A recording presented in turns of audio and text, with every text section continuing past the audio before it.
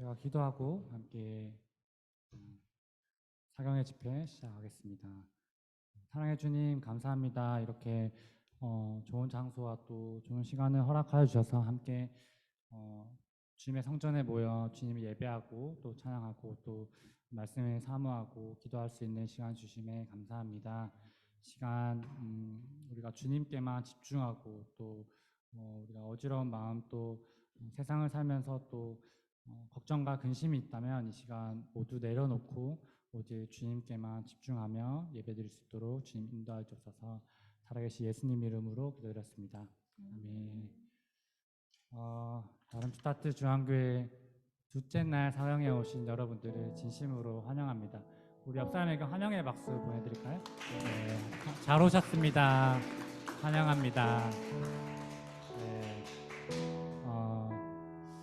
저는 개인적으로 이렇게 저희끼리 이렇게 저녁 집회하고 또 말씀 사경회 하는 게 처음인데요. 지난번에는 이것저것 일들로 잘 참여를 못했던 것 같아요. 연합수련회 집회는 한번 참여했었는데 이렇게 중앙교회 다름슈타트 이렇게 식구들 같이 모여서 함께 예배하고 또 찬양 드리는 기회가 있어서 너무 개인적으로는 행복한 시간인 것 같아요. 그래서 제가 이렇게 찬양을 준비하고 또 예배를 준비하면서 정말 이렇게 제 삶의 시간을 바쳐서 주님 앞에 정말 전심으로 기도하고 또 예배했던 시간이 언제였나 곰곰이 돌이켜보고 생각해 봤었거든요. 잘 기억이 안 나고 옛날 일들만 떠오르게 되더라고요. 그래서 참 내가 주님 앞에 이렇게 집중해서 정말 온전히 주님께 예배하고 또 기도드렸던 시간이 잘 없었구나 생각하게 되었는데요. 여러분들은 어떠실지 잘 모르겠네요. 이 시간 함께 같이 기도드릴 때 우리가 정말 기나긴 코로나 시간이 끝나고 주님 앞에 시간 나왔는데 주님이 시간 길지 않지만 2시간, 3시간 짧은 시간이긴 하지만 이 시간만큼은 온전히 주님께만 집중하기 원합니다. 내가 주님께만 집중하고 주님만 예배드리게 원한다고 함께 이 시간 우리의 마음을 다잡으면서 함께 기도드렸으면 좋겠습니다. 기도합시다. 사랑해 주님 감사합니다. 이 시간 우리가 기나긴 코로나 시대를 끝내고 이 시간 주님 앞에 모였습니다. 우리가 일상을 살아가면서 이 시간을 얼마나 고대하고 또 기다렸는지를 모릅니다. 주님 이 시간 가운데 함께해 주셔서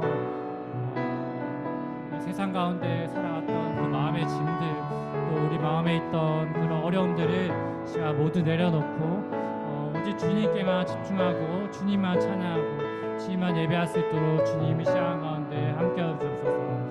두세 사람이 모인 곳에 함께 하신다고 하신 주님 이 시간 주님 앞에 예배하며 나아갑니다.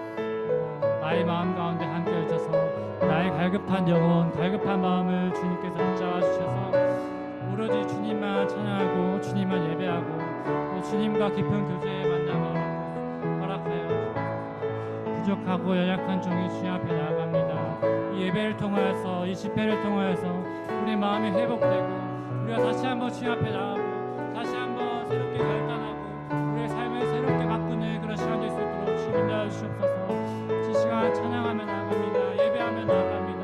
우리의 갈급한 마음 우리의 연약한 영혼들 우리의 목마른 그 영혼들을 주님 이 시간 우리 붙들어 주시고 주님 앞에 나갈 때 우리의 마음을 만져 주옵소서.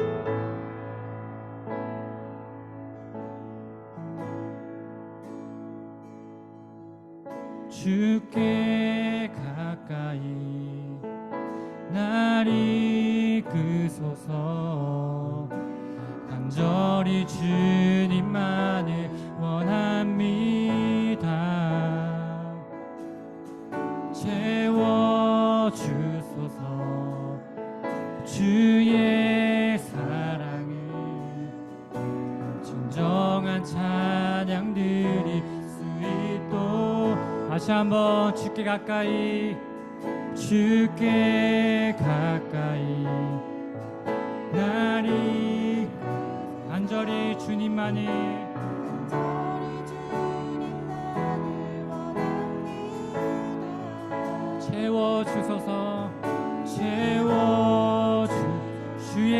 사랑을 진정한 찬양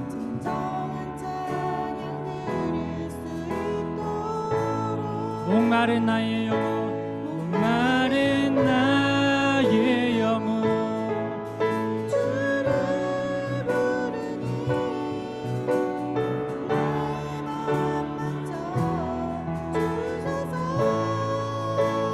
주님만을 원합니다. 아멘.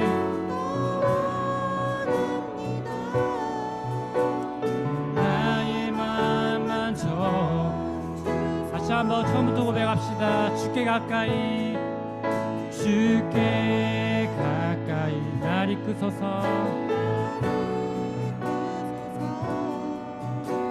간절히 주님만을 아멘. 그렇습니다. 주님 채워주소서 채워주소서 주의 사랑을 아멘. 진정한 찬양 드릴 수 있도록 목마른 나의 영혼 목마른 나의 영혼 주를 부르니 나의 맘 만져 주소서 아멘. 주님만을 원합니다. 더 원합니다. 나의 맘 만져 목마른 나의 영혼 목마른 나 시간 주를 부르니 내 연약하고 갈급한 영혼을 붙들어 주옵소서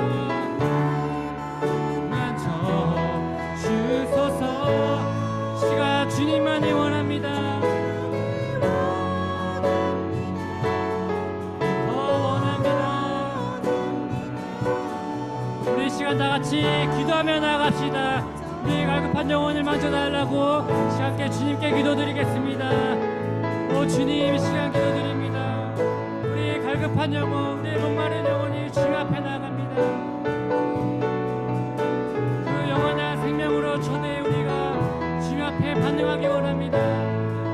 우리의 삶이 주님 앞에 합당하지 못한 삶을 살았다면 이 시간 다시 한번 주님께 다시 한번 주님을 바라보겠다고 주님 이 시간 기도하기 원합니다. 오 주님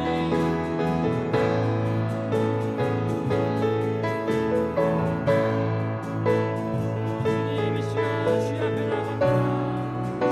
우리 연약한 영혼을 붙들어주세요.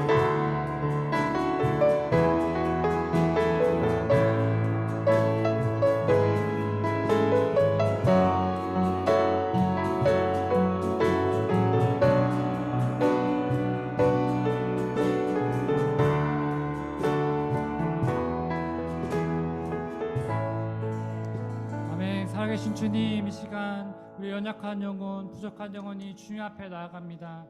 이 시간 두세 사람이 모인 곳에 함께 하신다고 하신 그 주님의 말씀을 붙들며 나아갑니다. 우리 영혼을 새롭게 해주시고 다시 한번 주님을 바라보며 나가게 해달라고 나가는 시간 될 수 있도록 주님 인도하여 주옵소서. 살아계신 예수님 이름으로 기도드렸습니다. 아멘. 이 시간 주님 앞에 다시 한번 우리의 찬양과 고백을 드리기 원하십니까? 우리 가능하시면 그 자리에서 일어나셔서 함께 주님 앞에 기쁨으로 찬양 드렸으면 좋겠습니다. 평소에 우리가 기쁨으로 또 우리의 자유함을 다해서 드릴 수 있는 찬양 드릴 수 있는 기회가 많이 없는데 이 시간만큼은 우리의 마음을 다해서 또 자유함으로 주님 앞에 기쁨으로 함께 찬양 드렸으면 좋겠습니다.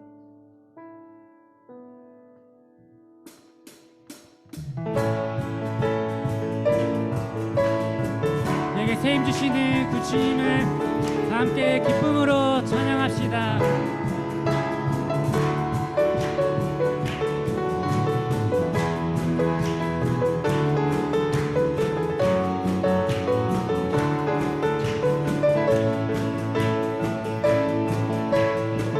주악망하는 자 주악망하는 자 새 힘을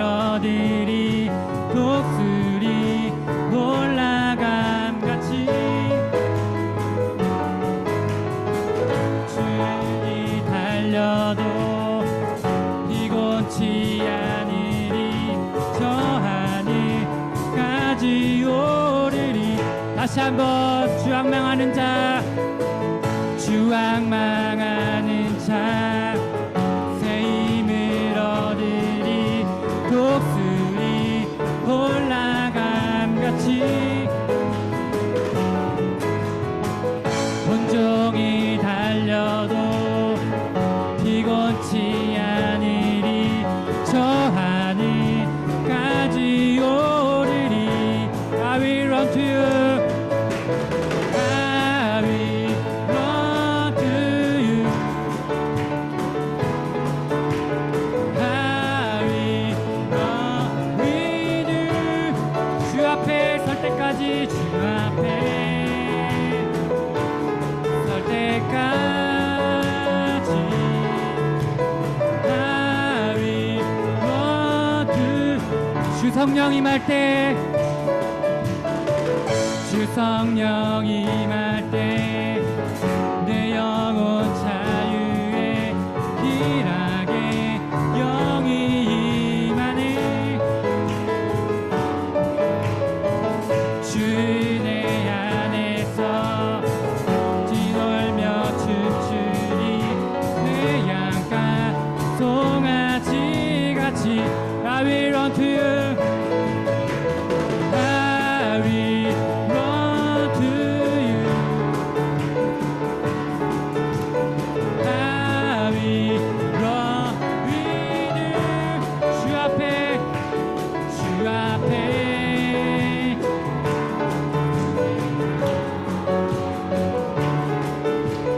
I will run. 다시 한번 I will run to you. I will run to you. I will run with you. 주 앞에 설 때까지 I will run. 우리의 목소리로 고백합시다. I will run to you. I will run to you.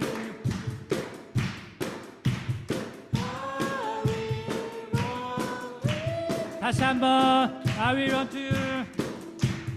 I will run to you. I will run with. 다시 한번 I will run to you. I will run to you. I will run with you.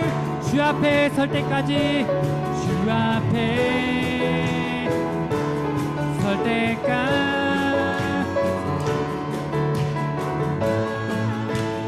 run to. 예수 나의 첫사랑 되시니, 예수 나의 첫사랑 되신 내 첫사랑, 지존자 되신 그리스도의 찬양하리. 보좌 앞에 나의 삶이 향기로운 제사로 주께 드려지기 원하네. 다시 한번 예수 나의 첫사랑 되시니, 예수 나의 첫사랑 되시니 내 첫사랑, 지존자 되신 그리스도 보좌 앞에 나의 삶이 향기로운 제사로 주께 드려지기 원하네. 오직 주만 바라보며, 오직 주만 바라보며 나의 삶을 드리네. 다른 길은 찾지 않으리. 나의 온전한 열정과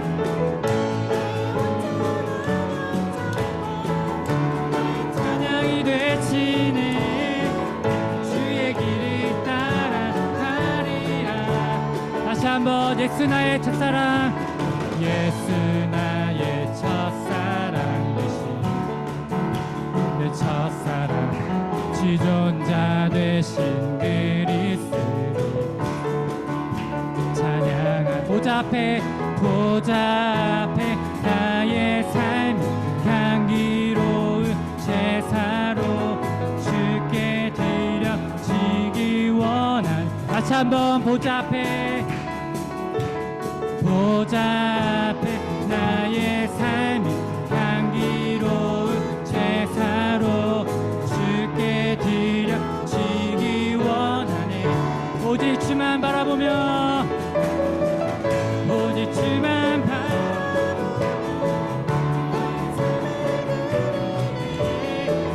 다른 길을 찾지 않아. 아멘. 나의 온전한 열정과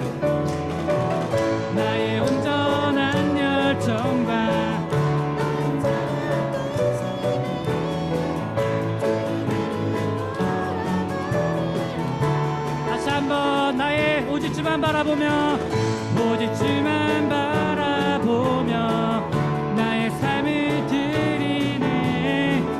다른 길을 찾지 않으리.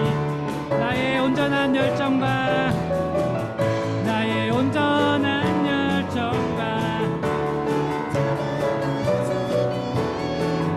주의 길을 따라가리라. 내 삶의 이유 되시는 찬양의 이유 되신 주님을 찬송합니다. 할렐루야, 할렐루야.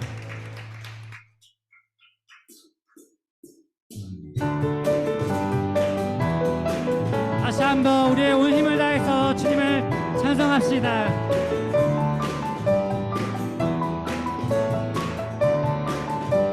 예수 이름이 온 땅에, 예수 이름이 온 땅에 퍼져가네. 잃어버린 영혼 예수 이름, 그 이름 듣고 돌아오네. 예수님 기뻐 노래하시는 잃어버린 영혼 돌아올 때. 예수님 기뻐 춤추시는 잃어버린 영혼 돌아올 때.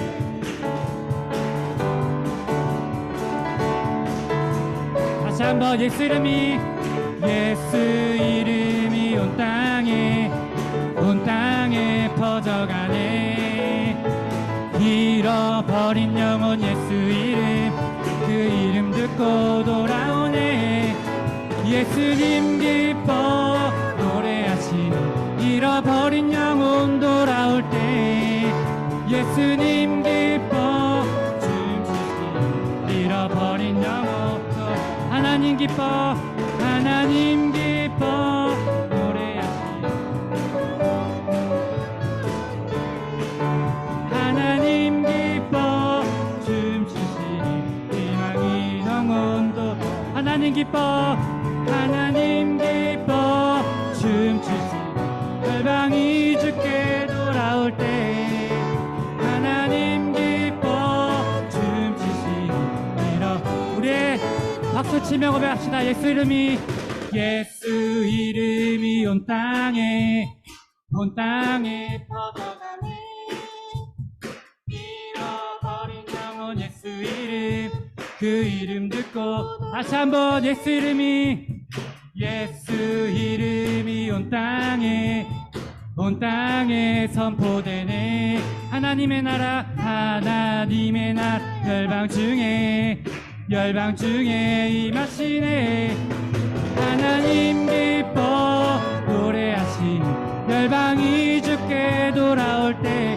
하나님 기뻐 춤추시니 열방이 주께 돌아. 예수님 기뻐 노래하시니 잃어버린 영혼 돌아올 때. 예수님 기뻐 춤추시니 잃어버린 영혼. 다시 한번 하나님 기뻐 노래하시니 열방이 주께 돌아올 때. 하나님 기뻐. 우리 마지막으로 하나님 기뻐 노래하시니 열방이 주께 돌아올 때. 하나님 기뻐 춤추시니 열방이 주께 돌아. 열방이 주께 열방이 주께 열방이 주께 열방이 주께 돌아올 때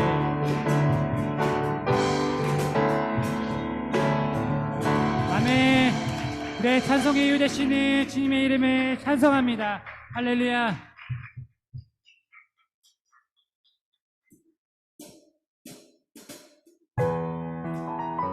우리의 친구 되시는 우리의 진정한 찬양의 이유 되시는 그 주님을 다시 한번 우리 기쁨으로 고백합시다.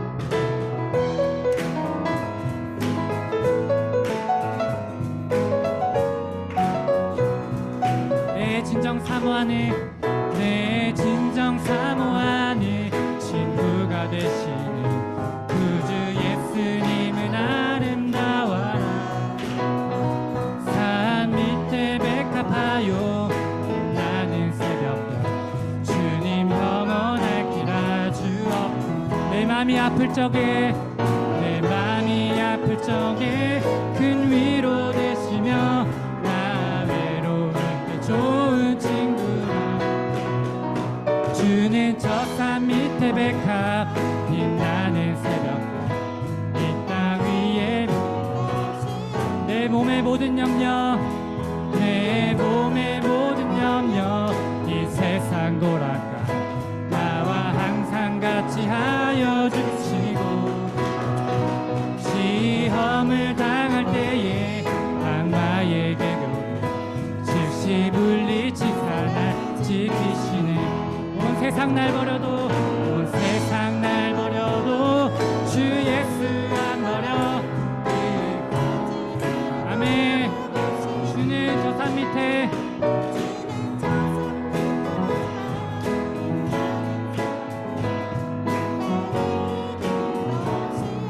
내 영혼 먹이시는 내 영혼 먹이시는 그 은혜 누리고 나 친히 주를 뵙기 원하네.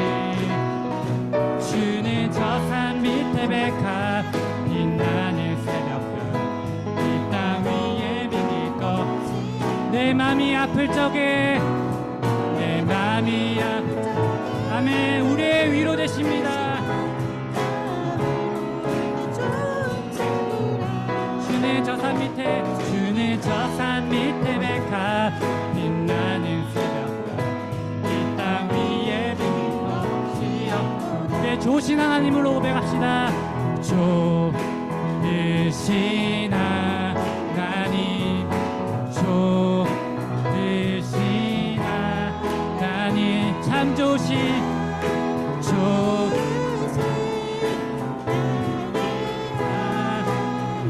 우리의 손을 높이 들고 좋으신 하나님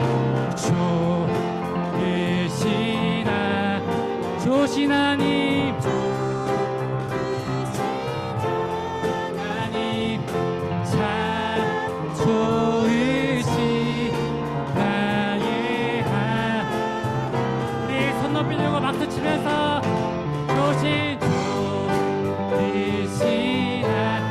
아멘. 주님 우리에게 좋으신 하나님이 되십니다.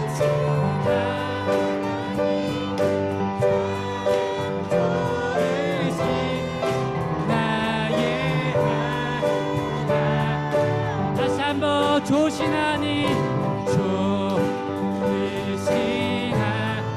아멘. 좋으신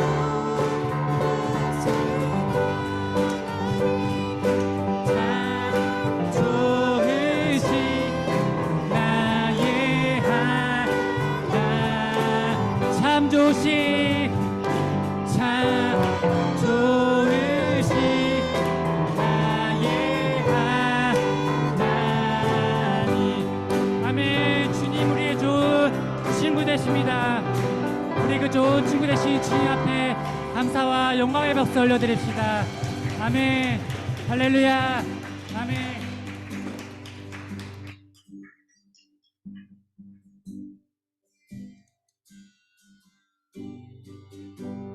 주 사랑이 내 생명보다 귀하고 주 사랑이 파도보다 더 강해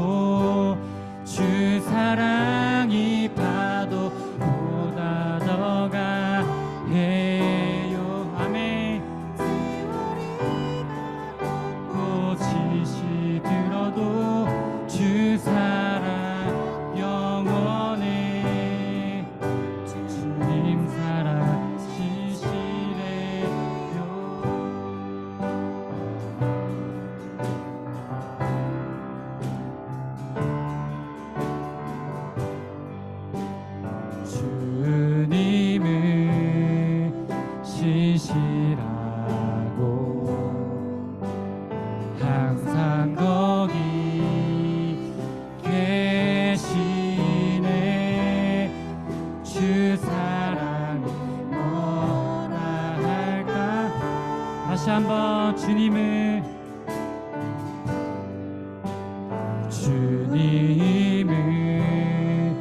신실하고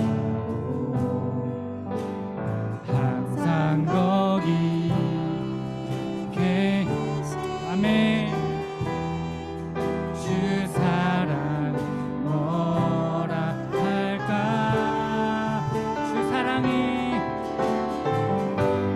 주 사랑이 내 생명보다 귀하고 주 사랑이 파도보다. 그렇습니다. 주님, 세월이 가고 꽃이 시들어도 주님의 그 사랑은 영원하심을 시간 믿습니다. 영원해. 주님 사랑, 주 사랑이 내 생명보다 귀하고 주 사랑이 내 생명보다. 아멘. 주 사랑이 파도보다 더 강해요. 세월이 가고 꽃이 시들어도 그 사랑 영원해. 주님 사랑 오직 주만이 오직 주만이 나의 반석 나의 구원이신 오직 주만이 나의 산성 내가 요동치. 우리의 목소리 높여서 고백합시다. 오직 주만이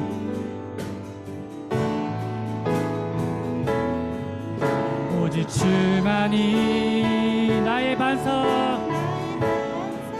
나의 구원 되시니 오직 주만이 나의 산성 내가 요동치. 이 마지막으로 우리의 마음에 우리의 전심을 다해서 고백합시다. 오직 주만이 나의 반석. 오 주님, 그렇습니다. 오직 주님만이 우리의 삶의 반석 되시고 내 구원이 되심을 고백합니다. 오직 주만이 나의 산성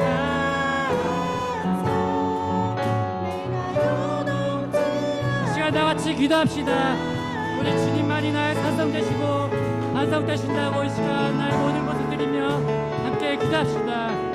오 주님, 이 시간 주님만이 우리의 반석 되시고 내 구원 되심을 시간 믿습니다. 내가 우리의 삶 속에서 다른 것을 두고 주님이 아닌 다른 것을 살아가고 살았습니까 주님.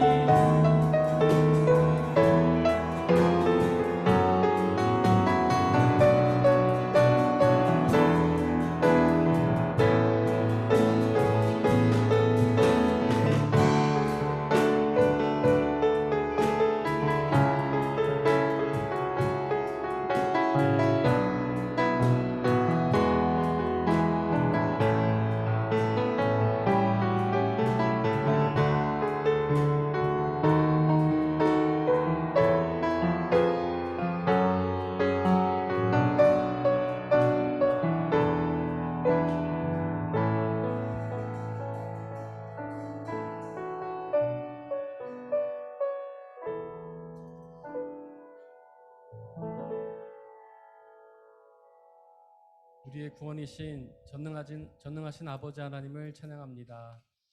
이 시간 저희가 이렇게 세상을 방황하면서 주님이 아닌 다른 것에 관심을 두고 살다가 이 시간 오로지 주님께만 마음을 두고 주님께만 찬양과 영광을 돌릴 수 있음에 감사를 드립니다.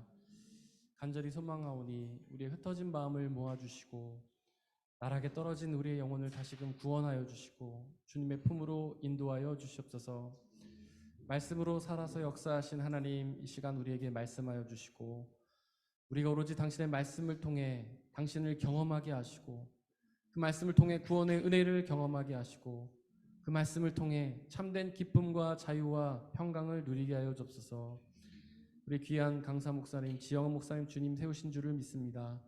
목사님의 입술을 통해 오로지 주님의 말씀이 선포되게 하시고 그 말씀이 우리 가슴 가운데 심겨지게 하여 주시고 귀한 생명의 열매, 기쁨의 열매 맞게 역사하여 주시옵소서. 우리 주 예수 그리스도의 이름으로 기도드렸습니다. 아멘. 네, 이렇게 사경의 둘째 날 집회에 오신 여러분들을 예수님의 이름으로 환영합니다. 네, 오늘 우리에게 주실 말씀 저희가 함께 읽어보려고 하는데요. 여러분들 핸드북 여시면은 58페이지에 오늘 우리가 나눌 말씀이 있습니다. 마태복음 13장 18절에서 23절 앞에 화면에도 띄워져 있고요. 그리고 핸드북에도 있습니다. 우리 저와 여러분들 한 절씩 교독하도록 하겠습니다. 그런즉 씨 뿌리는 비유를 들으라.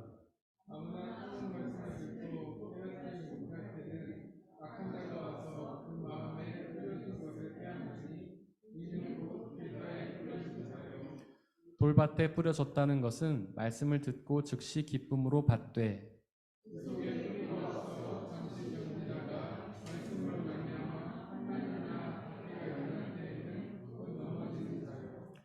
가시떨기에 뿌려졌다는 것은 말씀은 들으나 세상의 염려와 재물의 유혹이 말씀이 막혀 결실하지 못하는 자요.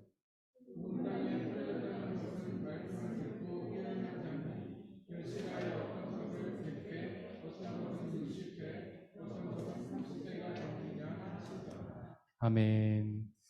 이 시간에는 우리 지영은 목사님께서 씨 뿌리는 비유를 들으라라는 제목으로 말씀을 전해 주실 텐데요. 우리 목사님 박수로 모시도록 하겠습니다.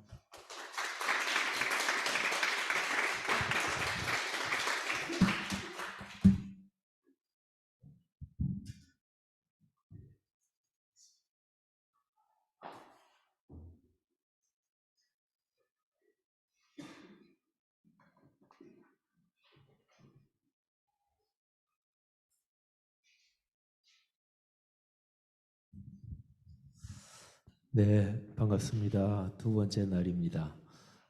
이번 말씀 사경의 주제 제가 먼저 한번 하고 여러분이 한번 따라 하시고 그러면 좋겠습니다. 말씀이 삶이 돼야. 한번 더 하십시다. 말씀이 삶이 돼야. 사실은 이번 말씀 사경의 주제가 그 표현이 말이죠. 이게 문장으로 말하면 뭐 명사형의 표현이 아니죠. 그리고 문장이 이제 이게 중간에 다 끊어진 것 같은 그런 거죠. 말씀이 삶이 돼야 뭐 합니다. 또는 말씀이 삶이 돼야 복을 받습니다. 또는 말씀이 삶이 돼야 그리스도인답게 살 수 있습니다. 또 교회하고 한번 연관시켜 본다면 말씀이 삶이 돼야 교회가 교회다워집니다. 여러 가지로 표현할 수 있겠죠. 어쨌든 오늘이 두 번째 날인데 내일 주일 설교 세 번째 시간까지 저는 최선을 다해서 말씀을 전하겠습니다. 말씀을 전하는데 이제 여러 사람들이 같이 앉아 있어도 또 듣고 은혜 받는 거는 사람마다 다 다르죠.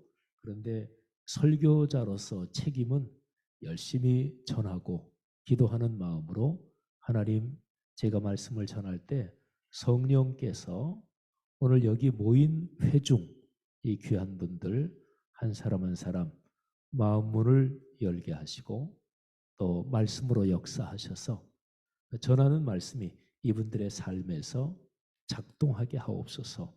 그런 기도하는 마음으로 최선을 다해서 전하면 저는 하나님 앞에 가서 혼나지 않습니다. 그리고 그 다음에는 뭐 여러분 중에 누가 혼나든지 그거는 제 책임은 아니고 어쨌든 내일까지 말씀 들으면서 큰 은혜가 되시기를 주님의 이름으로 축복합니다. 근데 다름슈타트 중앙교회 찬양에 대해서 또 언급을 안 할 수가 없네요. 아니 어쩌면 그렇게 찬양인들을 은혜롭게들 잘하십니까? 어제 인도하신 분도 그렇고 오늘 인도하신 분도 제가 신학교를 졸업하고 전도사가 돼서 그래서 이제 딱 공적으로 목회자로서 목회한 지가 생각해 보니까 38년이 됐습니다. 서당계 3년이면 풍어를 읊는다 그러죠. 목사로서 목회자로서 38년을 살아왔으니까 여기 계시는 분들이 전문 직종이 있지요. 어떤 뭐 일을 하든지 그러면 여러분이 전공하는 분야 또는 여러분이 직업 생활하는 분야는 여러분이 잘 알죠. 그래서 그 분야에서 무슨 얘기 조금 들으면 아 그건 이렇고 금방 알잖아요. 목회하고 있는 사람도 똑같습니다. 그래서 대략 어떤 분하고 한 30분 정도 이런저런 얘기를 하면 아 이분이 인생 여정 어떻게 걸어가고 신앙생활 어떻게 하고 있고 그런 게 파악이 됩니다. 뭐 이런 얘기하면 야 저 지목사님하고는 식사하지 말아야 되겠다. 근데 그건 누구나 마찬가지. 그리고 목회는 늘 사람을 대하는 직업이기 때문에 근데 지금 찬양 얘기하면서 제가 얘기하는 거예요. 제가 38년을 목회했는데 한국 교회 찬양 문화에서 이 다름슈타트 중앙교회 어제 찬양 인도하신 분과 그 일당들 또 오늘 찬양 인도하신 분과 그 일당들은 한국 교회 어디 내놔도 뭐 진짜로 참 찬양 인도 또 찬양 문화가 참 좋습니다. 제가 목회하는 교회에서 한국의 그 유명한 찬양 팀들 많이 있잖아요. 젊은이들이 좋아하는 마커스도 그렇고 제이어스, 제이어스란 팀도 있죠. 제이어스란 팀은 우리 교회에서 계속 집회를 합니다. 근데 코로나 때문에 이제 집회를 못 하다가 제가 여기 7월 그 첫 주간에 나왔는데 나오기 전에 제이어스에서 공문이 와서 10월인가 언제 그때 이렇게 집회를 하려고 그러는데 장소 사용을 좀 해달라 그래서 그거 하라고 뭐 코로나 상황이 어떨지 모르겠지만 제이어스는 계속해서 무슨 요일인가 토요일마다인가 그렇게 한 달에 한 번씩 저에게서 매번 집회를 했고 마커스도 저쪽에 관악구 쪽에 있는 해오름 교회인가 무슨 교회인가 거기서 하다가 장소를 옮기면서 우리 교회로 신청을 했었는데 그때 뭐 편하게 하라고 그런데 우리 교회 말고 장이동에 있는 광천교회인가 그쪽으로 장소를 정했더라고요. 저는 이제 젊은이들 찬양 문화 그렇게 익숙하지는 않은데 한국교회에서 목회라니까 한국 교회의 찬양 문화 저도 이제 알죠. 근데 마커스든 아니면은 제이어스든 그런 팀보다 못지않게 찬양 참 진짜 여기 문화가 아주 좋습니다.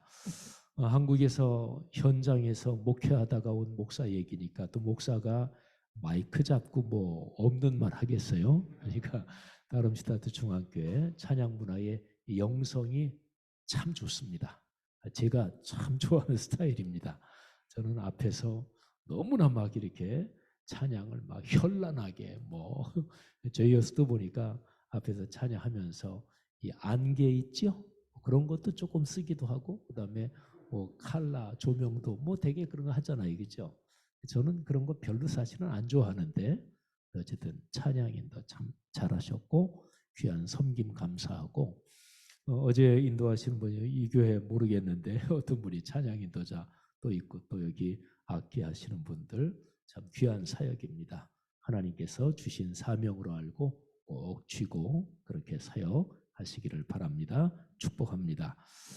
여러분 어제 제가 설교한 내용 한번 제가 여기에서 대표로 몇 사람만 한번 어제 설교한 내용이 뭐냐 이렇게 좀 물어보겠습니다. 이러면 이제 저하고 얼굴 안 마주치죠.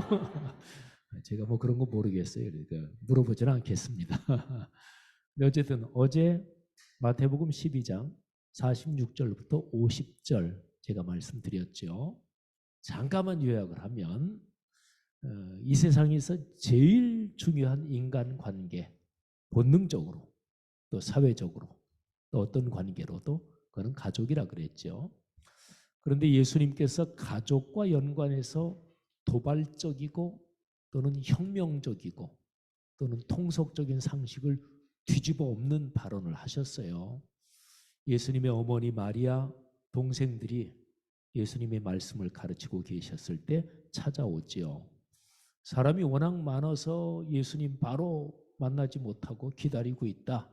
그런 얘기를 다른 사람이 전하니까 예수님이 하시는 말씀이 누가 내 어머니고 누가 내 형제 자매냐.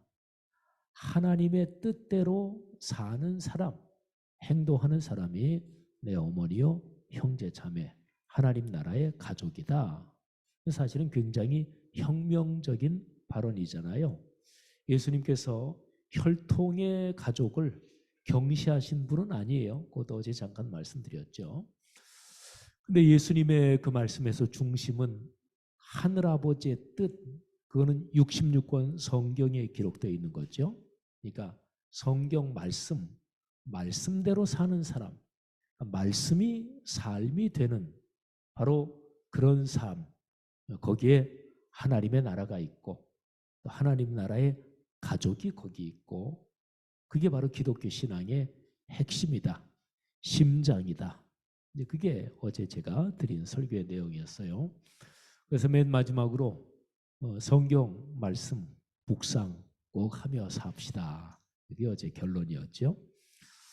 예수님께서 마태복음 12장 46절부터 50절 거기에서 하신 말씀, 하나님의 뜻대로 사는 사람, 그러니까 말씀대로 사는 사람, 그 사람이 하나님 나라의 가족이다. 그 사람이 복 받는 사람이다. 그러면 말씀대로 산다. 하나님의 뜻대로 산다. 그게 12장이 끝나고 13장으로 넘어가면서 바로 13장에서 그 얘기를 하시는 거예요. 하나님의 뜻대로 사는 게 바로 이런 거다. 그러니까 말씀대로 산다는 게 바로 이런 거다. 그게 13장의 내용이에요. 자, 성경을 해석하는 우리 여러분 교회 담임 목사님, 김재양 목사님도 신학자신데 성경을 해석하는 몇 가지 기본적인 원칙이 있습니다. 그 원칙 중에 이런 게 있어요. 뒤에 나오는 본문이 앞에 나오는 본문을 해석한다. 그러니까 마태복음 12장 그 맨 마지막 부분에서 하늘에 계신 내 아버지의 뜻대로 사는 사람이 가족이다 그랬는데 그러면 하늘에 계신 아버지의 뜻대로 산다는 게 뭘까? 그런 거 뒤에 나오는 내용을 읽어보면 거기에 나온다. 그런 얘기예요. 자, 마태복음 13장 별명을 붙이면 천국 비유의 장입니다. 그러니까 천국을 다른 말로 말하면 하나님의 나라죠. 하늘나라라고 하기도 하고 천국, 하늘나라, 하나님 나라. 근데 보통 신학적으로 또 성경적으로 제일 대표적인 표현으로 한다면 하나님 나라 이렇게 얘기할 수 있어요. 보통 우리가 평범하게 신앙생활하는 그리스도인들에게는 천국 이게 훨씬 더 많이 쓰는 그 익숙한 표현이죠. 정확히 얘기하면 하나님 나라 이게 훨씬 더 가장 표준적인 표현이라고 보면 되는데요. 어쨌든 하나님 나라의 가족이 되는 거, 그러니까 말씀대로 사는 거 그게 이제 13장의 내용인데 13장에 하나님 나라에 대한 비유가 7개가 나와요. 근데 그 중에서 7개 중에서 예수님께서 비유를 말씀해 주시고 그 비유를 저자직강으로 해석까지 해 주신 거 그게 2개예요. 제가 오늘은 그 2개 중에서 첫 번째를 말씀드리고 내일은 그 2개 중에서 2번째를 말씀을 드릴 거예요. 여러분 제가 이번 말씀 사경회 때 설교 본문으로 선택하는 것은 성경 66권 내용이 얼마나 많아요. 그죠? 또 목사가 설교를 할 때 뭐 창세기 1장부터 계시록 맨 마지막 장까지 어느 거든지 설교 본문으로 선택할 수 있잖아요. 근데 어제 말씀드렸던 것처럼 각 목사가 다른 교회 가서 설교할 때는 대개 자기가 제일 은혜 받은 말씀, 자신이 목회하면서 설교자로 또는 그리스도인으로 살아오면서 제일 깊게 은혜 받은 말씀을 전해요.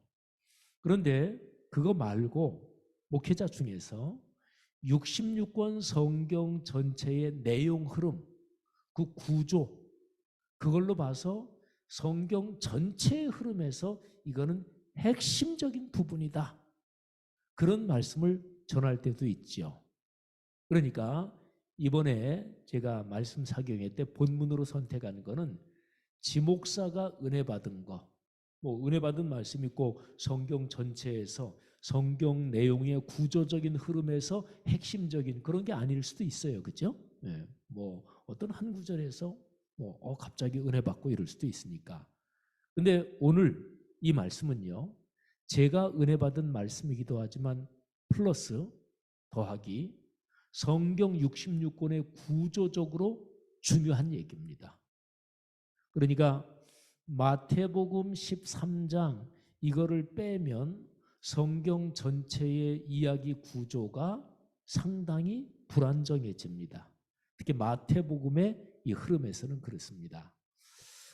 제가 3년 전에 이 교회 수련회 와서 전한 그 말씀의 성경 본문이 뭔지 제 지금 기억은 못 하는데 제 기록을 보면 있겠지만 제가 어디 집회 가면 창세기 12장 1절부터 4절 이 본문을 제가 굉장히 자주 설교합니다.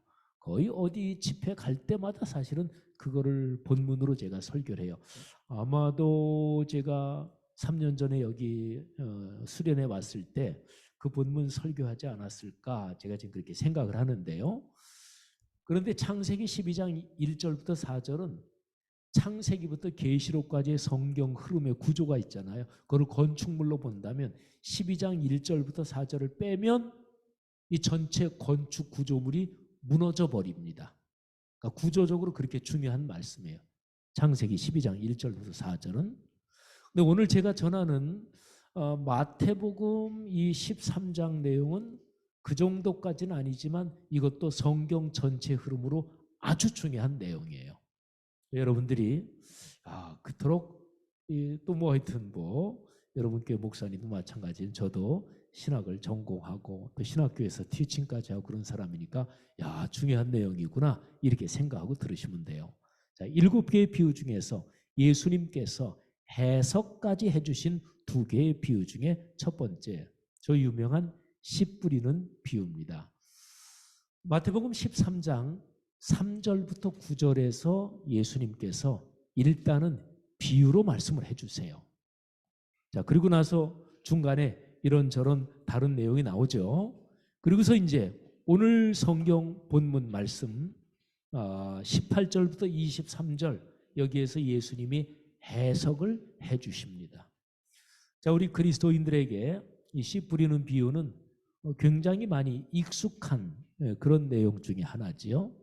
자, 한번 제가 내용을 평이하게 말씀드려 보겠습니다. 어떤 사람이 밖에 나가서 씨를 뿌렸습니다. 우리나라에서는 씨를 뿌리지 않아요. 그죠? 우리나라에서는 씨를 심습니다. 근데 중동 지역에서는 그냥 씨를 이렇게 뿌립니다. 뿌리니까 어떤 씨는 바람에 날려가서 돌 위에 떨어지기도 하고 길가에 떨어지기도 하고 또 어떤 거는 좋은 땅에 떨어지기도 하고 그렇죠. 근데 씨를 뿌렸는데 4가지 종류의 땅에 떨어졌습니다. 첫 번째가 길가. 근데 새가 와서 금방 먹어버렸습니다. 두 번째가 돌밭. 근데 거기는 흙이 많지 않아서 조금 뿌리가 내리는 듯 하다가 뿌리가 깊게 돌이니까 뿌리를 내리지 못하고 해가 좀 뜨거워지니까 그냥 말라서 죽어버렸습니다. 세 번째는 가시떨기. 씨가 싹이 나서 자라다가 이 가시덤불이 워낙 이게 막혀 있어서 그래서 또 자라지 못하고 죽었습니다. 마지막 4번째는 좋은 땅. 여기에 떨어진 씨는 잘 자라서 그 씨보다 100배, 60배, 30배 열매를 맺었습니다. 자, 이게 비유입니다. 근데 예수님께서 비유로 말씀하시고 그리고서 이런 표현을 하세요. 귀 있는 자는 들으라. 자, 여러분 귀 있는 자는 들으라. 이 표현을 먼저 생각해 볼까요? 자, 귀가 있으시죠? 그죠? 다 있죠. 여기에 청력에 문제가 좀 있는 분 계십니까? 청력. 이명현상이라고 있죠. 귀에서 다른 사람은 옆에 뭐 녹음기 대고 녹음해도 녹음이 안 되는데 자기 내부적으로 귀에서 이상한 소리 계속 나는 거, 이명 현상이죠. 이명 현상이 있는 사람이 우리 한국 통계로 말하면 뭐 10%가 넘는다 그러던가, 꽤 일반적인 뭐 질병이라고까지, 뭐 심하면 질병이죠. 근데 이게 스트레스가 많아도 오고, 그래서 지속적으로 말고 잠깐 동안 뭐 스트레스를 많이 받았을 때, 컨디션이 안 좋을 때 뭐 이명 현상이 조금이라도 뭐 무슨 소리가 들리고, 그런 조금이라도 경험해 본 사람은 뭐 90%가 된다나 뭐 이런 정도 통계도 있어요. 어쨌든 이명 현상이 있으면 뭐 청력이 떨어집니다. 근데 어쨌든 뭐 여기 계시는 분 중에서 나는 왼쪽 귀가 잘 안 들린다, 옛날에 오른쪽 귀 뭐 중이염을 좀 심하게 알아서 청력이 약하다, 뭐 그런 분들은 뭐 있을 수 있겠죠. 근데 어쨌든 뭐 청력 장애가 심각해서 내가 뭐 안 들린다, 뭐 이런 분들은 여기 안 계시겠죠. 자, 귀가 있으면 들을 수 있습니다. 그런데 단순하게 내 청력에 이상이 없다, 그래서 듣는다, 예수님께서 귀 있는 자는 들으라 이렇게 말씀하셨을 때 그걸 얘기하시는 게 아니겠죠. 그죠? 그러니까 기본적으로는 귀로 듣는다. 하지만은 두 번째는 말귀를 듣는다. 우리말 표현에 그런 게 있잖아요. 누가 얘기를 하는데 말이 안 통해. 그래서 말귀를 못 알아들어. 내 얘기를 저쪽 사람이 말귀를 못 알아들어. 이런 거 있잖아요. 또 상대방이 나에게 얘기하는데 인간관계가 심하게 뒤틀릴 때 이런 표현 쓰는 경우 있죠. 말이 말 같아야 듣지. 이 정도면 그게 굉장히 심각한 그런 거죠. 누구하고 얘기하면서 말이 말 같아야 듣지, 그러면 인간관계 이미 끝장난 거죠. 그죠? 무지무지하게 심한 말이잖아요. 근데 듣는다, 귀 있는 자는 들으라 그럴 때 청력의 정상을 말하는 게 아니라 그 사람의 얘기를 이해하고 그 사람의 마음을 헤아리고, 그리고 더 궁극적으로 얘기하면 그 사람을 이해하는 문제, 뭐 이런 거를 말하겠죠.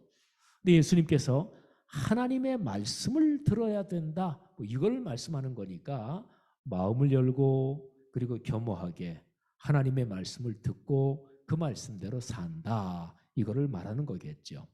자, 성경에서요, 듣는다 이렇게 얘기할 때는 언제나 그 말씀을 듣고 산다, 삶의 실천, 삶의 변화까지 포함합니다.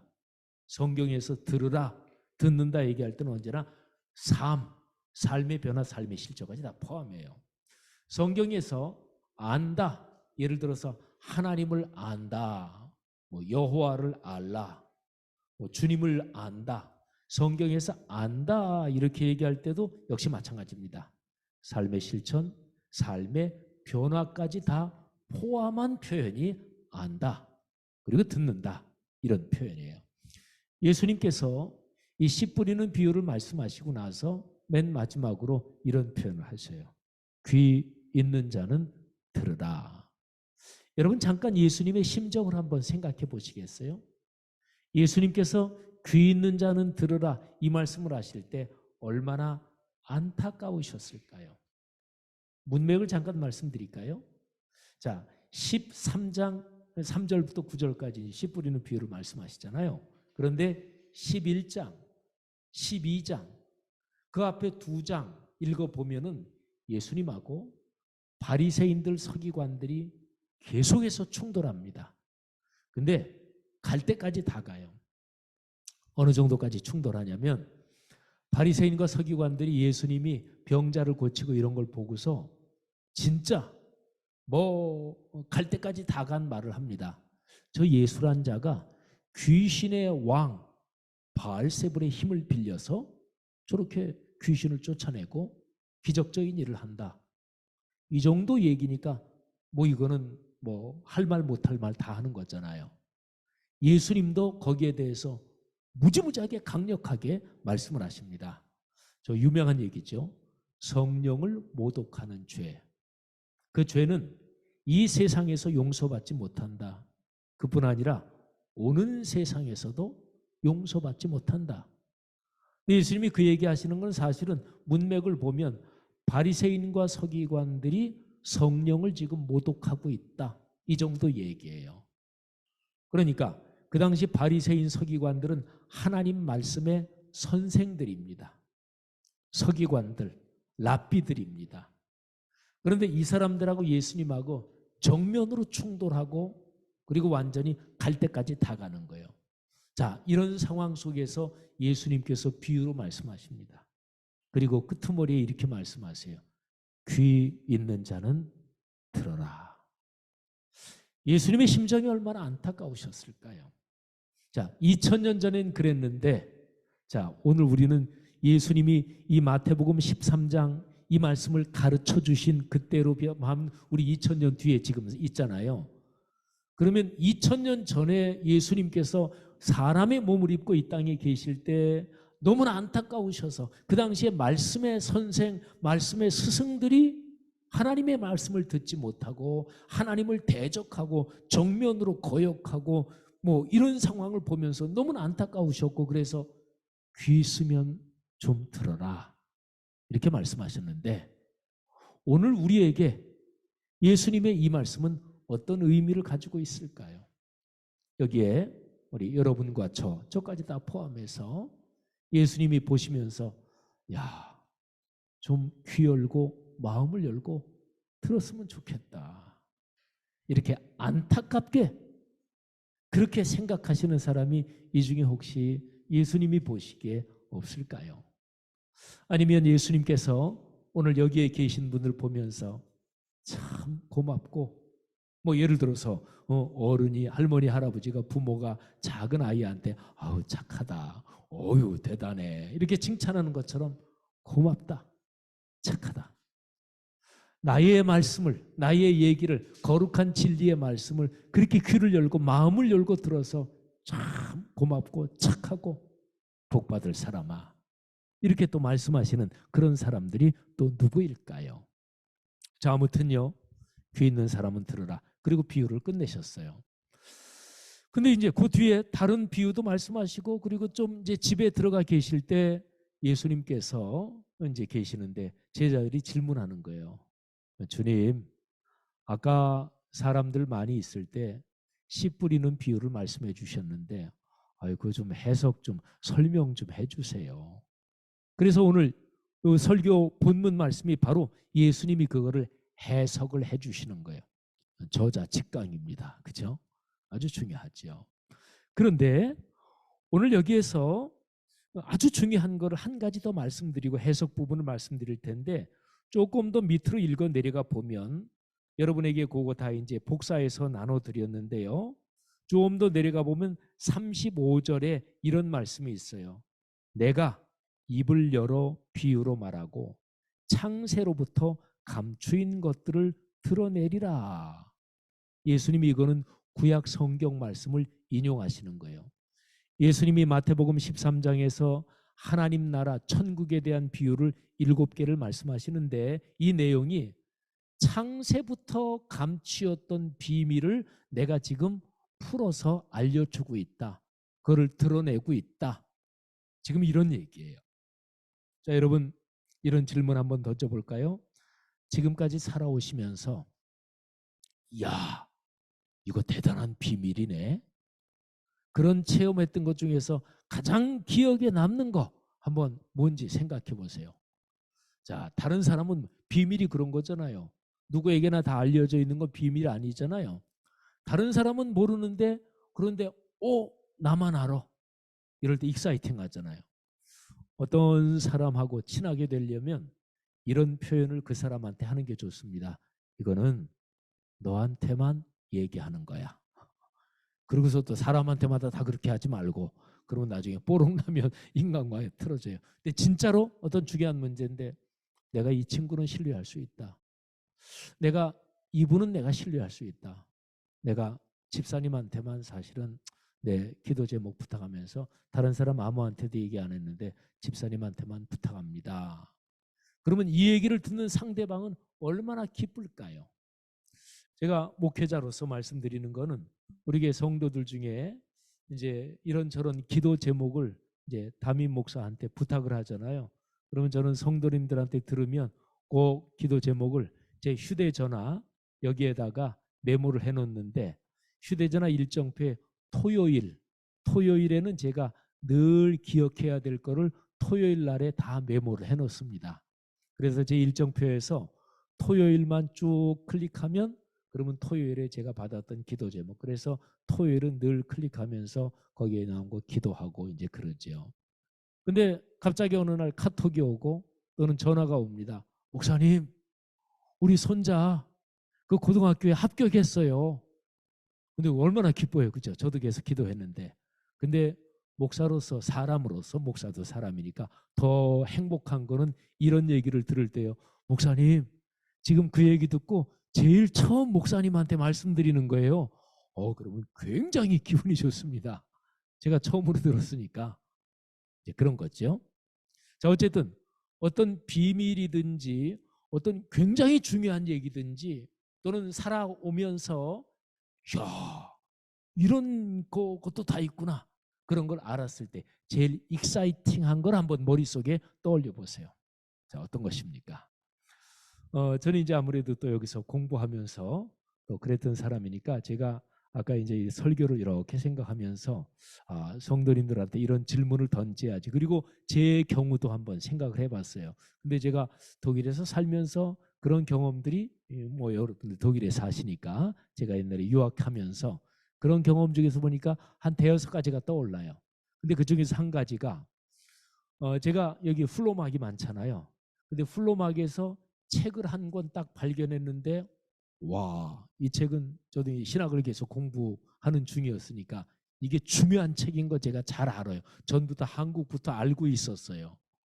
근데 그 책이 두께로는 이만큼밖에 안 되는 종이가 굉장히 얇으면서 좋은 종이로 돼서 그게 책 페이지가 거의 한 800, 900페이지가 되는 책이에요. 근데 프랑스 신학자 이브 콩가르라는 사람이 쓴 건데 평신도라는 책이에요. 독일말로 이렇게 돼 있더라고요. 그거를 플로막 가면 그때 저희 애들이 한 30여 년 전이니까 어렸을 조금 유치원생이었을 테니까 어디 플로막 가면 저희 집사람은 애들 거 뭐 이런 거 보고 저는 주로 책 보죠. 근데 그걸 딱 봤는데 그게 지금 기억이 어쨌든 그때는 마르크였어요. 유로 아니었고. 근데 지금 기억이 확실한 거는 2마르크가 안 됐던 1막 50인가.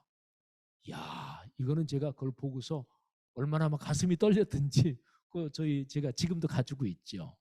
아쉽게도 그거 제가 읽지는 못했는데 어쨌든 그거를 지금도 가지고 있어요. 야, 이브 꽁가르의 그 평신도 이 유명한 책을 플로막에서 그거를 1마르크 50에 제가 샀습니다. 그런 감동이 안 되죠. 예, 저도 이해합니다. 뭐 어떤 하여튼 여러분이 하여튼 감동한 어떤 비밀 또는 어떤 특별한 체험, 익사이팅한 체험 이런 걸 생각해 봤어요. 자, 그러면 제가 아까 35절 거기에 있던 내용을 다시 한번 말씀드릴까요? 창조, 태초, 태고적부터 어떤 잠겼던 비밀이 있어요. 하나님이 잠가 놓으셨어요. 그래서 아무도 그걸 알지 못해요. 근데 태고적이 언제인지 뭐 그거는 알지 못하죠. 뭐 성경 그게 6,000년의 창조가 있어다. 그거는 그거는 뭐 별로 설득력 없는 얘기고 언제 창조가 있었는지는 아무도 몰라. 근데 어쨌든 창조 그 태고적에 어떤 엄청난 사건이 있었어요. 그것 때문에 하나님께서 어떤 중요한 거를 아예 열쇠를 잠가 놓으셨어요. 그 이후로 아무도 그걸 알지 못해요. 그런데 하나님이신 성자 하나님이 이 땅에 직접 내려오셔서 직접 방문하는 것은 중요하니까 직접 방문하는 거예요. 국가적인 외교에서 예를 들어서 뭐 그렇게 중요하지 않은 문제는 전화를 정상관들이 통화를 하죠. 또는 대통령 특사를 보내죠. 근데 진짜 중요하면 직접 갑니다. 국가 정상이 직접 만나죠. 그러니까 하나님이 직접 사람에게 사람 몸을 입고 세상에 내려오신 거예요. 중요하니까. 그래서 태초부터 묶어놨던 비밀로 열쇠를 잠궈놨던 그거를 풀어서 보여주시는 거예요. 여러분 아까 35절 정확하게 그런 거예요. 태초부터 감추었던 것을 내가 드러낸다. 하나님께서 직접 말씀해 주신다. 뭐가 감추어졌을까요? 창세기에 보면 타락 사건이 나오죠. 타락한 아담과 하와를 하나님께서 에덴 동산에서 쫓아내시는데 에덴 동산에서 쫓아내신다. 이것보다 더 본질적인 게 있어요. 동산 중앙에 생명나무가 있었어요. 그런데 범죄한 인간이 생명나무의 열매까지 마음대로 먹고 범죄해서 못되게 돼버렸는데 못된 상태로 영생을 할까봐. 생명나무 열매니까. 범죄하기 전에는 생명나무 열매는 마음대로 먹을 수 있었어요. 선악을 알게 하는 나무 열매는 먹으면 안 됐고, 근데 하나님이 금지하신 열매를 먹어서 사람의 본성이 악하게 됐어요. 근데 악하게 되고 나서 계속 생명나무 열매를 먹으면 악한데 영생할 거 아니겠어요? 그럼 문제가 발생하지요. 그래서 하나님이 에덴 동산에서 쫓아내셨다. 이 얘기는 정확하게 말하면 생명나무에 접근하는 길을 차단하신 거예요. 그래서 쫓아내시는 그 장면을 보면 정확하게 불, 그러니까 이 생명 에덴 동산을 두루 도는 불칼, 그리고 영적인 존재들을 통해서 생명나무의 길을 막으셨다. 이 표현이 있어요. 그러니까 범죄한 인간이 생명, 영원한 생명을 잃어버린 거예요. 그 길이 막혔어요. 그런데 하나님의 아들 예수 그리스도, 하나님 자신이신 그분이 내려오셔서 그 생명의 길을 다시 열어주신 거예요. 그러니까 잘 기억하셔요. 마태복음 13장에 7개의 비유, 그중에서 직접 해석까지 해주신 비유, 직접 해석까지 해주셨으니까 그만큼 중요하다는 얘기인데, 그중에 첫 번째, 두 번째 내일 할 건데, 근데 이 7개의 비유하고 연관해서 예수님이 직접 말씀하신 게 창세로부터, 태초부터, 그때 범죄 사건 때문에 막혔던, 감춰놓았던 거 이제 다 열어준다. 그리고 풀어놓으시는 거예요. 비밀을 말씀해 주시는 거예요. 예수님께서 제자들한테는 그 비슷한 말씀을 하세요. 하나님 나라의 비밀을 아는 게 너희한테는 허락이 됐다. 사랑하신 여러분, 이 말씀이 여러분에게 그런 축복이 되기를 주의 이름으로 축원합니다. 자, 씨 뿌리는 비유 4가지죠. 자, 순서는 쉽지요. 길가, 돌밭, 가시떨기, 그리고 맨 밑에가 좋은 땅. 근데 여기에서 4경우 전부 다 말씀을 들어요. 자, 잘 한번 들어보세요. 제가 성경에 있는 표현 그대로 제가 말씀드릴게요. 자, 길가. 말씀을 듣고 깨닫지 못할 때는 말씀을 듣죠. 돌밭. 말씀을 듣고 받지만 넘어지는 자요. 말씀을 듣고 표현 있죠. 가시떨기. 말씀을 들으나 결실하지 못하는 자요. 말씀 듣죠. 그 다음에 좋은 땅에 말씀을 듣고 깨닫는 자니. 자, 4가지의 공통점. 말씀을 듣는다. 공통점이죠. 그런데 첫 번째하고 맨 마지막 거하고는 정확하게 대조가 돼요. 첫 번째, 길가죠. 말씀을 듣고 깨닫지 못할 때. 그 다음에 좋은 땅, 말씀을 듣고 깨닫는 자니. 제가 아까 설명드렸죠. 성경에서 듣는다, 그거는 삶의 실천, 삶의 변화까지 포함한다. 그런데 예수님이 더 강조하시는 거예요. 말씀을 듣고 깨닫는다. 예, 깨달아서 삶으로 이어진다, 그런 얘기죠. 그런데 길가에 떨어진 씨 같은 경우는 말씀을 듣고 깨닫지 못해요. 그러니까 귀로는 들어요. 마이동풍이라고 그러죠. 쇠귀의 경읽기. 한 귀로 듣고 한 귀로 지나가는 거예요. 그러니까 청각적인 듣는 거 겨우 그 정도만 하는 거죠. 그러니까 뭐 말씀이 삶으로 이어질 리가 없죠. 그 다음에 마지막은 말씀을 듣고 깨닫는 자다. 이거는 말씀을 들을 때 겸허한 마음으로 마음을 열고 듣는 것을 말합니다. 자, 첫 번째, 4번째가 딱 이렇게 정확하게 대조가 된다, 정반대다. 이걸 알면 2번째, 3번째는 쉽습니다. 자, 2번째, 돌밭에 떨어진 거. 말씀을 듣고 금방 받습니다. 귀가 얇은 사람이 있어요. 누구 얘기를 금방 듣고 금방 믿고 뭐 그 비슷한 거라고 생각하셔도 좋아요. 말씀을 듣고 기쁨으로 금방 받는데 어떤 환난이나 박해가 있으면 넘어진다. 인내가 없다는 거죠. 3번째, 가시떨기. 말씀을 듣지만 세상의 염려, 재물의 유혹 때문에 말씀이 막혀요. 그래서 결실하지 못한다. 자, 첫 번째, 2번째, 3번째 이 앞에 3가지 경우 길가, 돌밭, 가시떨기의 공통점이 무엇일까요? 듣는 게 공통점인데 듣지만 삶의 변화, 삶의 열매로까지 가지 못한다. 마지막 네 번째는 명백하게 말씀을 듣고 깨달아 100배, 60배, 30배의 결실을 맺느니라. 자, 여러분, 이 네 가지 밭의 비유를 들으면서 여러분이 한번 생각을 해보세요.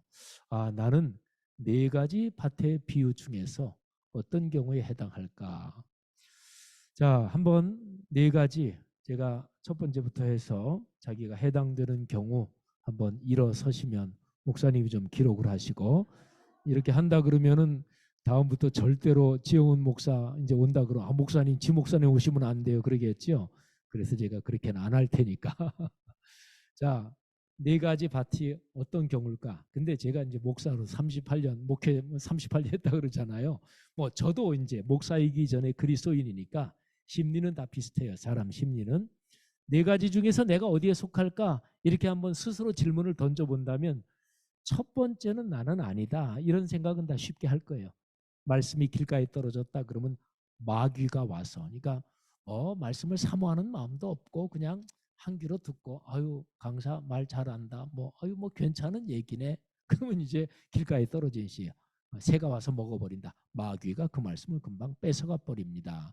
첫 번째는 아 나는 첫 번째는 아닌 거 맞다. 이런 생각은 다 하실 거예요. 그러면 나는 네 번째 좋은 땅이다. 그리고 나는 100배의 결실을 거두는 사람이다. 이렇게 금방 얘기하는 사람 별로 없어요. 저도 나는 좋은 땅에 말씀이 떨어지고 100배의 결실을 거두는 그 경우에 해당된다. 저도 그렇게 자신 있게 말할 수 없어요. 60배, 30배? 어쨌든 나는 당연히 나는 좋은 땅이지 그렇게 얘기하기가 좀 죄송한 부분도 뭐 저도 있고요. 그런 대부분은 심리가 다 그럴 거예요. 누구나 다 맞아요. 저도 마찬가지고 네 번째 좋은 땅이 되기를 원합니다. 그런데 두 번째, 세 번째가 각기 걸리는 부분이 있습니다. 두 번째는 환난과 박해가 일어날 때 넘어진다 그랬잖아요. 말씀이 결실을 하려면 고난을 감수해야 합니다. 현대인들 21세기 적어도 오늘날 21세기 사회에서 좀 경제적으로 부유한 선진국 그 환경에서 사는 사람한테 고난, 어려움 이거는 참 어색한 얘기죠. 독일 여기도 마찬가지고 우리 한국도 이미 마찬가지입니다. 근데 말씀이 결실을 하려면 고난, 어려움 이거를 감수한다 이게 있어야 돼요. 그러시기를 바랍니다. 말씀으로 얻는 결실이 충분히 그럴 만한 가치가 있어요. 여러분 여기 독일에서 사시면서 공부하시는 분도 계시고 또 직장 생활하시는 분도 계시고 근데 독일에서 뭐 석사학위든 박사학위든 공부 마치는 게 쉬워요. 근데 열심히 하잖아요. 이걸 오늘 이 비유로 말하면 어려움을 감수하면서 열심히 하는 거잖아요. 왜? 그만한 가치가 있기 때문에. 여기서 어린아이 기르고 그러는데 아이 기르는 거 쉬워요? 쩔쩔매잖아요. 저희 큰아이도 여기 프랑크푸르트에 사는데 이제 첫째 아이 낳아서 한 4달 조금 넘었는데 뭐 내외가 아주 뭐 쩔쩔매요. 근데 그 아이를 그렇게 기를 만한 가치가 있잖아요. 하나님의 말씀은 열매를 맺으면 대단한 거예요. 그러니까 그거를 위해서 고난을 감수할 가치가 있다는 것을 분명하게 입장 정리하시기를 바랍니다. 자, 그리고 가시떨기에 떨어진 세상의 염려, 재물의 유혹. 여러분 하나님의 말씀이 우리의 삶에서 작동하면 이 세상에서 내 월급이 올라가고 이런저런 재밌는 거 그것보다 훨씬 더 재밌고 훨씬 더 가치 있어요. 믿으시기를 바랍니다. 그래서 저는 하나님한테 그런 말씀을 가끔 드리는데 하나님이 야 임마 그런 건 아니야 이렇게 말씀하시는 것 같아요. 뭐냐면 하나님 매일 말씀 묵상 빼놓지 않고 매일 딱 하면 말씀 묵상 한 30분 하고 이제 기도하고 딱 마치면 그때 이제 휴대폰에 딱 뭐 문자 메시지가 들어오는데 당신의 통장 어디 콘토에 50유로 입금됐습니다. 하나님 좀 그렇게 하시면 우리 예수 믿는 사람들이 다 말씀 묵상을 할 텐데요. 50유로가 성이 안 차셔요? 좀 올릴까요? 70, 100유로를 올릴까요? 여러분 생각해보세요. 내가 매일 30분 말씀 묵상을 하는데 진짜로 만약에 가정을 해서 말씀 묵상 딱 끝났는데 딱 끝나면 아멘 하면은 딱 휴대폰 알람이 울려서 보니까 말씀 묵상이 이제 끝냈기 때문에 50유로 입금됐습니다. 그럼 얼마요 이게? 500유로. 열흘이면 30일이면 1,500유로. 아직 그 하루에 아침 저녁으로 하겠네. 그잖아요. 근데 제 얘기는 농담 같지만 여러분 이렇게 실제로 한번 생각해 보면 근데 말씀을 묵상하는 거 50유로 한 달에 1,500유로 들어오는 것보다 훨씬 더 여러분에게 복입니다. 여러분 기업의 가치를 얘기할 때 기업이 1년에 벌어들이는 무슨 또 분기당 순이익 이런 거 계산하잖아요. 여기 경영학 공부하신 분이 있어요? 그런데 기업의 부가가치라는 게 있죠. 삼성 또는 애플 그러면은 그 애플의 이름에 걸린 가치 그걸 따질 때 몇 존이 이런 얘기 하잖아요. 우리 한국에 무슨 이런저런 요즘 K-팝 뭐 이런 게 유행인데 예를 들어서 손흥민 선수 한 사람이 외교적으로 대한민국에 기여하는 그 가치를 이런저런 가치를 종합적으로 따질 때 그게 얼마다 뭐 이런 거 할 수 있잖아요. 뭐 김연아 선수가 결혼한다 그러는데 그것 때문에 한국에서는 굉장히 막 뉴스가 많은 것 같아요. 목사님 아들이랑 결혼한대요. 그 어떤 성악가인데 저는 뭐 젊은 애들 그런 거 잘 모르지만 하여튼 그 사람도 유명한 사람인가 봐요. 그런데 어쨌든 김연아 선수 하나가 한창 할 때 그 사람 때문에 대한민국에 이게 알려지고 하는 게 돈 가치로 한 사람은 얼마다 이런 거 하잖아요. 말씀 묵상이 여러분의 삶에서 종합적으로 그렇게 따져봤을 때 이게 돈 가치로 환산하면 얼마가 될까요?